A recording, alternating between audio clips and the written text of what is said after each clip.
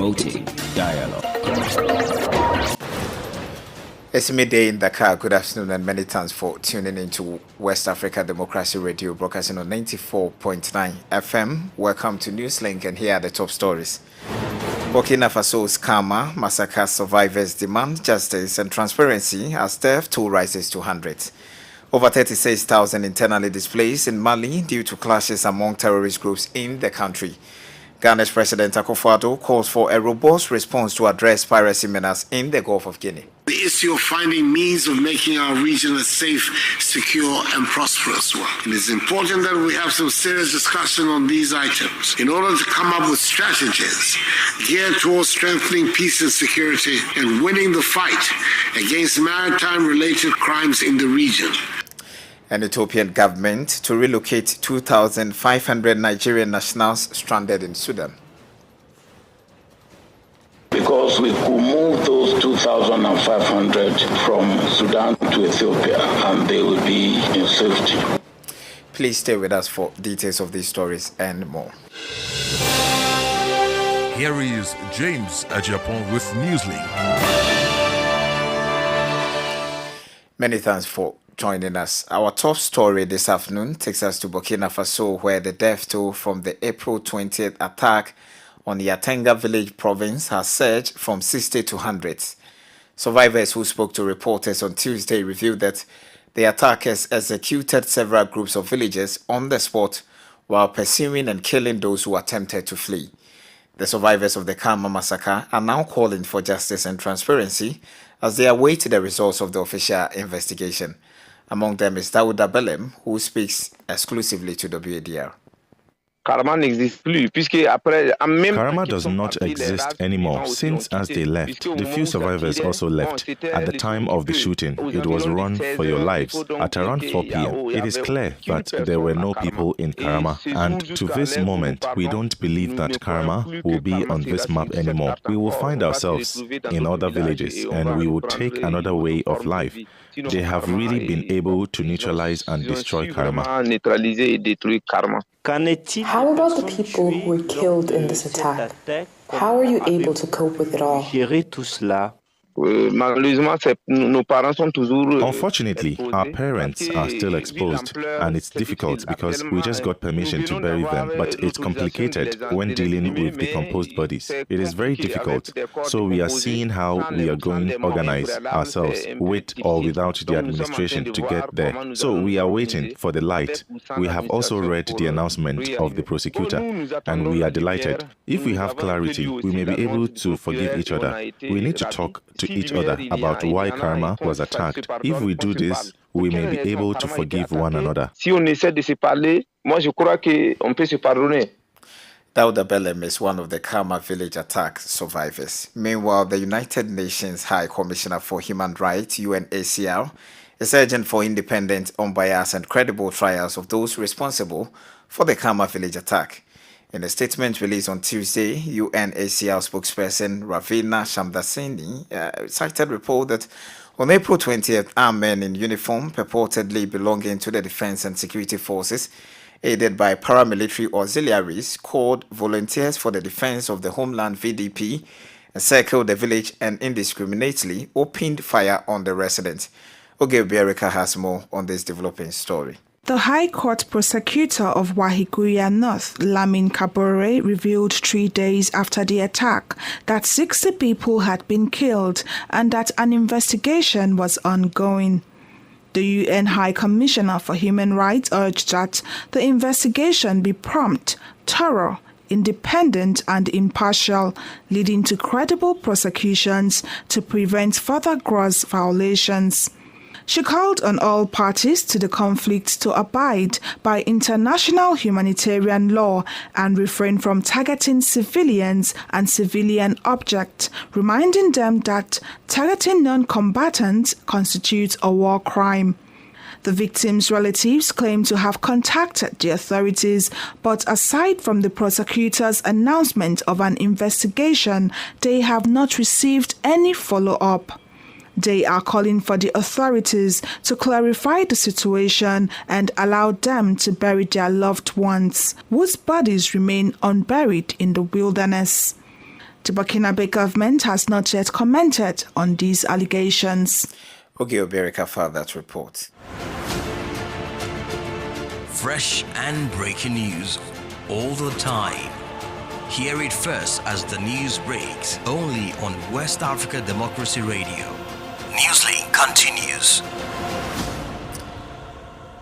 Moving on to Mali, where the government has reported more than 36,000 internally displaced individuals in the Menaka region due to clashes between the Islamic State in the Greater Sahara and the Support Group for Islam and Muslims. According to the Menaka region governor, Colonel Major Issa Tembene, who spoke to journalists on Tuesday, non-governmental organizations are assisting these displaced individuals with the support of the government. This includes the ongoing construction of camps for internally displaced persons in the region.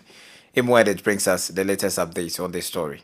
The governor of Menaka, Issa Tembene, highlighted that displaced persons will not be content with assistance until they are back in their homes. He further stated that the situation in Menaka is currently calm, with people going about their daily activities freely and the army conducting day and night patrols. However, local sources reported that armed men affiliated with Daesh belonging to the Islamic State in the Greater Sahara have surrounded Menaka since April 10, 2023. According to Sidi Barka, the president of the Council of the Menaka Circle, the EIGS has also occupied Ineka, Abderrambukan and Tidemene, which was the last stronghold of the Support Group for Islam and Muslims, GSIM. The Burkinabe government is yet to comment on these allegations. In an effort to secure and reassure the population, the Malian Armed Forces FAMA recently carried out an offensive reconnaissance in several sectors of the Menaka region. On April 23, 2023, a major operation was conducted in the Tin Fadimata sector based on information received. The situation in Mali has been unstable since 2012, despite the deployment of regional and international forces. The UN Security Council has expressed concern over the situation and urged all parties to the conflict to respect their obligations on international humanitarian law and protect civilians. A more edit with that report. Away from that, the United States Ambassador to Liberia, Michael McCarthy, has denounced the Liberian government elite for neglecting the destitute citizens in the leeward counties by failing to provide essential services such as public healthcare facilities and service centers despite the allocation of resources in the national budget. However, the assertion has been refuted by Montserrado County lawmaker Rustolin Swakoko Dennis. WADR's Darlington Popper in Monrovia reports. Ambassador McCarthy, after touring the entire country, stated that public facilities such as hospitals and schools have not received enough resources from the government to operate fully, contrary to the government's decentralization policy. The United States government plans to invest over $40 million United States dollars in the construction of Liberia's state-of-the-art national reference laboratory. The laboratory will require an annual operation cost of $4 million United States dollars when completed. The ambassador accused the legislature of granting themselves duty-free privileges while simultaneously refusing to pay taxes. Montserrado County lawmaker Rustolin Swakoko Dennis disagreed with the ambassador's assertion against the legislature. His statement again about the duty-free again is another misleading statement. The intent of the framers for giving a policy of duty-free is to enhance the legislative work. Got those yellow machines that you see me doing some role. The last time I had medical equipment, like Sir Joseph came with some medical something. So now the duty they put is like 21,000, like 17,000 and 18,000. The 5,300 that we make in total, it will not take care of your family, your children, take care of your district, and you have $26,000 duty free. So the intent was, if you're in this position, you will be able to lobby for your constituency or for your county. So you will be able to have that privilege to use the duty free. However, many Monrovian residents believe the ambassador's analysis accurately reflects the hardships faced by ordinary Liberians. His report about Liberia is nothing more than fair. So what is it that you think that the ambassador wants to exacerbate that is not true? It's a very fair assessment. Before his assessment, there are other reports that have tied the government to corruption, public corruption, there are other independent reports that come up with the same thing about public corruption in public space, more especially the fiscal arm of our government. What are you doing with duty-free? You continue to suppress your people, then you want to go back. I think the decision of the Liberian people will need to be very wide. This is the thing that happened in our country. It's all over in the 15th county. The people continue to suffer in the hands of the guys. The Ministry of Information has not responded to the ambassador's statement as the cabinet meeting in Grand Bassa County is ongoing. For Newslink on WADR, I am Darlington Pogba reporting from Monrovia. Ghanaian President Akufo-Addo has urged for a robust and effective response to tackle the menace of piracy in the Gulf of Guinea. He stressed that by implementing such measures, the security, prosperity, and safety of the affected nations would be safeguarded.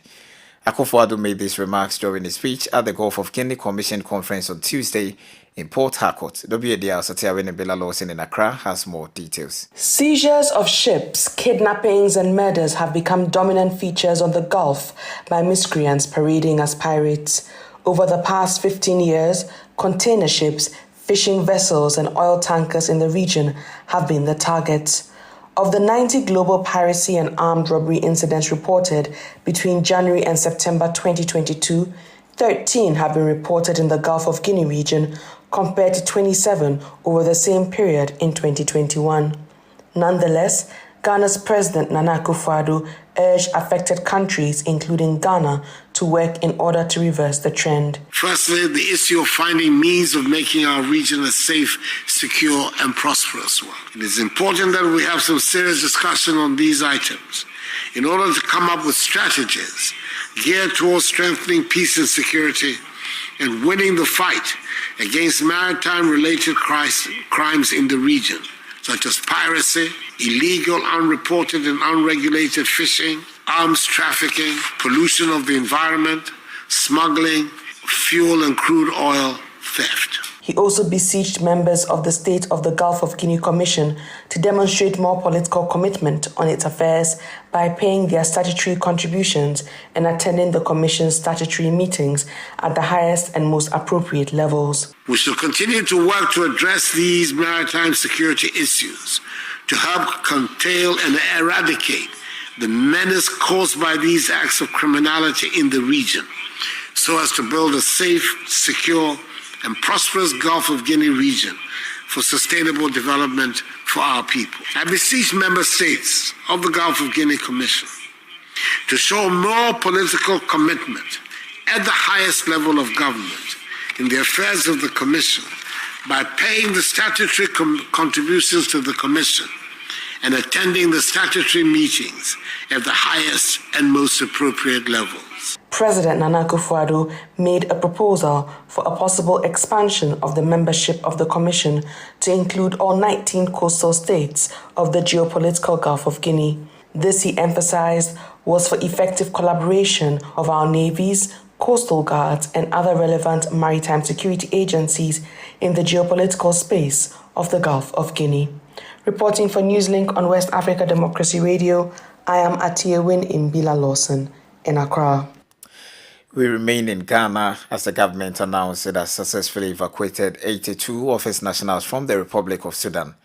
The ministry on Sunday, April 23rd, in a statement disclosed that it was collaborating with its missions in Cairo, Addis Ababa, and the honorary consul in Khartoum to facilitate a safe passage out of the conflict-ridden Sudan. A follow-up statement on April 25th disclosed that Ghanaian nationals in the troubled country have been taken to safety in Gedaref, Sudan, are waiting to be transported tomorrow to the Ethiopian border town of Metema for onward repatriation. Sudan has been gripped by a deadly conflict between the Sudanese armed forces and the paramilitary rapid support forces, resulting in avoidable casualties in the past week, which has forced many countries to evacuate their citizens from the country. You are listening to Newslink on West Africa Democracy Radio, broadcasting from Dakar, Senegal. Here is a reminder of our top stories. Burkina Faso's Kama massacre survivors demand justice and transparency as death toll rises to hundreds. Over 36,000 internally displaced in Mali due to clashes among terrorist groups in the country. Ghana's President Akufo-Addo calls for a robust response to address piracy menace in the Gulf of Guinea.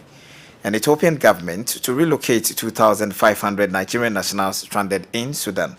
Still ahead, we have our newspaper review, guest interview, and some sports updates. Kindly stay with us. West Africa Democracy Radio. It's 15 minutes past 12 in our studios here in West Africa Democracy Radio, broadcasting on 94.9 FM and around the world on WADR.org. This is Newslink. As rescue operations continue to evacuate stranded citizens from Sudan, former President Olusegun Obasanjo disclosed the Ethiopian government pledged to relocate 2,500 Nigerian nationals from Sudan. Meanwhile, Nigerian authorities are urging their citizens stranded in Sudan to refrain from embarking on perilous journeys in their efforts to return home.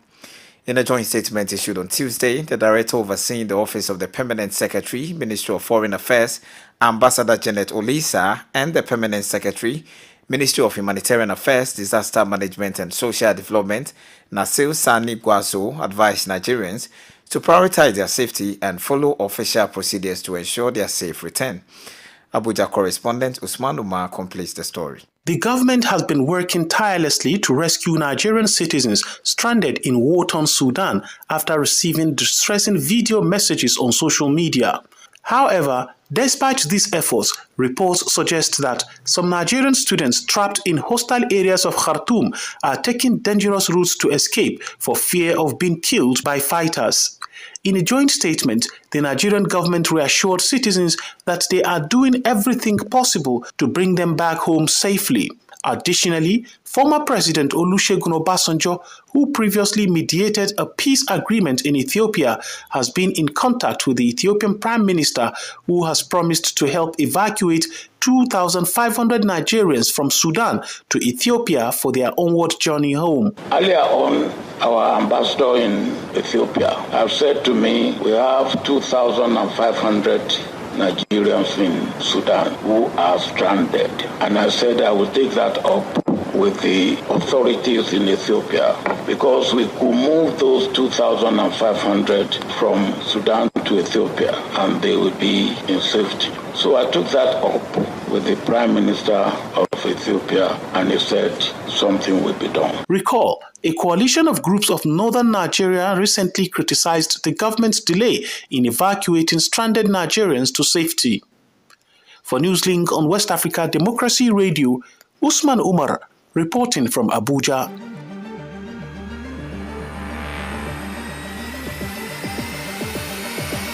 This is the newspaper review.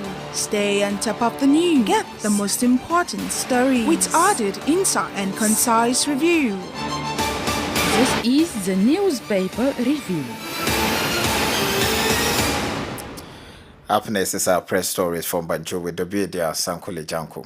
Hello there and welcome to this edition of the press review. Coming to you from Banjul, the Gambia. I am Sankole Janko. Let's begin today's press review with the Point newspaper, and the lead story on the Point newspaper reads, nominations for mayoral chairmanship begin tomorrow, with photos of the major faces who will be contesting for this mayoral election, and it includes Ibufai, the mayoral candidate for National People's Party in Banjul, as well as his opponent, the current mayor of Banjul, Rohim Malik Lowe, of course, of United Democratic Party, UDP. And the other prominent faces in the Kanifi municipality includes Bakari Baji of the ruling National People's Party and the current mayor of Kanifi municipality, of course, of the opposition United Democratic Party, Talib Ahmed Bensouda. This other story reads, US extends anti-malaria support to Gambia. GRA to host Grand International Conference. Banjul Muslim elders meet Barrow. That's another story. And this one says Gambian bet player wins $2 million. Let's move on to The Voice newspaper. The lead story on The Voice newspaper reads, Bad messenger and overshadowed civil servant in local government. And The Voice also carried this story, and it says, US expands anti-malaria support to the Gambia. Abdullah M. Toure appointed as ambassador of Global Entrepreneurship Network for the Gambia. We move on to the Fourier newspaper. The lead story on the Fourier newspaper reads, Registrar of Companies redeployed in Vista Bank saga. Man seeks justice from police command. That's another story on the Fourier newspaper. And still on the Fourier newspaper, this one reads, Rights Commission implores government to speed up trial of prisoners in remand. And finally, with the Fourier newspaper, this one reads, Election observers ask political parties to properly orient agents. Let's move on to the final paper for today, and that is the Standard newspaper. The lead story on the Standard newspaper reads, Mopsy wants veil banning suit settled out of court.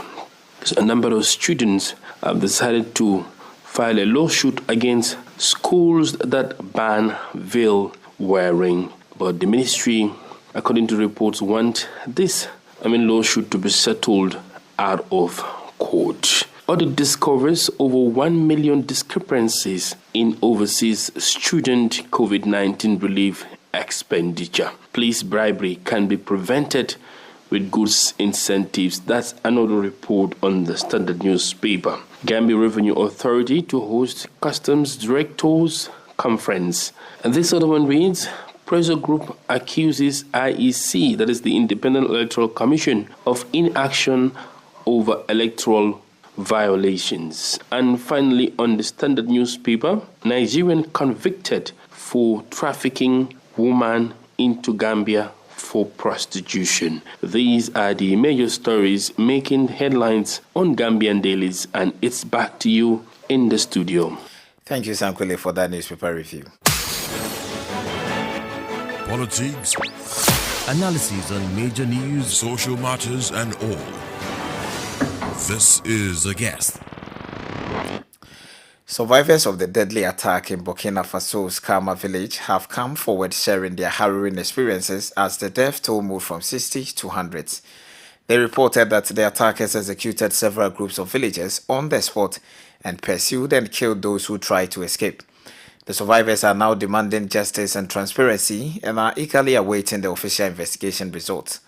Meanwhile, the United Nations High Commissioner for Human Rights has issued a statement calling for independent, unbiased, and credible trials for the perpetrators of the attack. In this interview, Edward Samboy will discuss whether this incident is undermining the military junta's effort to combat terrorism in Burkina Faso. For the situation of Kama, we understand it were the same things that they say of soldiers who were in Burkina Faso army uniforms.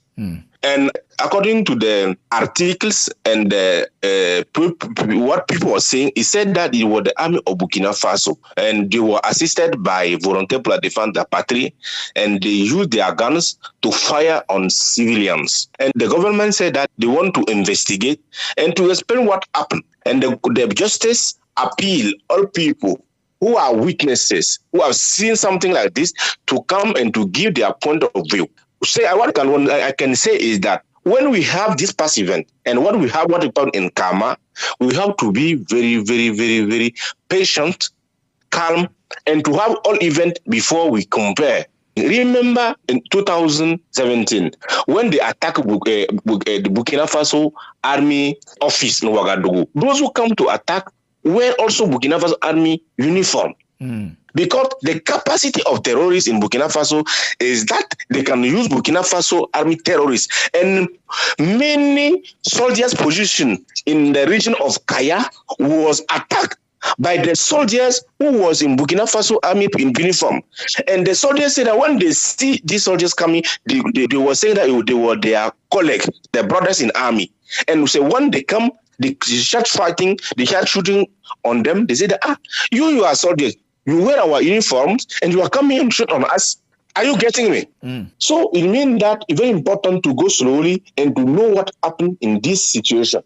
All right. So at this stage, some security experts are calling for community vigilantism. Of course, who will be trained on self-defense intelligence, because right now the government was recruiting or mobilizing everyone who is, of age who can be able to, be trained into security to now self-protect. Do you think it has called for that urgency that villagers must be trained to protect themselves? According to the nature of these terrorist groups, army is not sufficient to protect all the countries. We need to have some time those who coming from their own villages, because they know the villages, they are the first person who are always attacked. So we need to have this kind of person in the villages everywhere, in the far villages, who can assist, who can also be formed and also participate as intelligence by using their tool to protect their village until army comes. When you take the number of the villages, it is impossible to have soldiers everywhere. It is impossible to cover all the superficie with the drones, to send immediately soldiers everywhere where there is attack. Because when you try to see, sometimes you can have at the same time 3 or 5 attacks in different areas. So it is important to call for all forces, for intelligent person who are able to bring their knowledge, to bring their capacity, to bring what they can bring to start the fight, to deliver their own village before army comes. So finally, do you think the wheels of justice would favor the survivors of these attackers as they are currently calling on authorities for? Yes, you know that when there are persons around 15 who are killed, do you know that this is dangerous, it's not good, because you cannot protect this. Today or another day, this problem will come. So it is important for government of the transition to go away and to work deeply in order to find who are the authors. Because if there is no author, there will not be justice. And if there is no be justice, Burkina Faso army will be considered like the army who is killing his own people. Edward Samboy is an extremist journalist on the frontiers between Burkina Faso and Togo.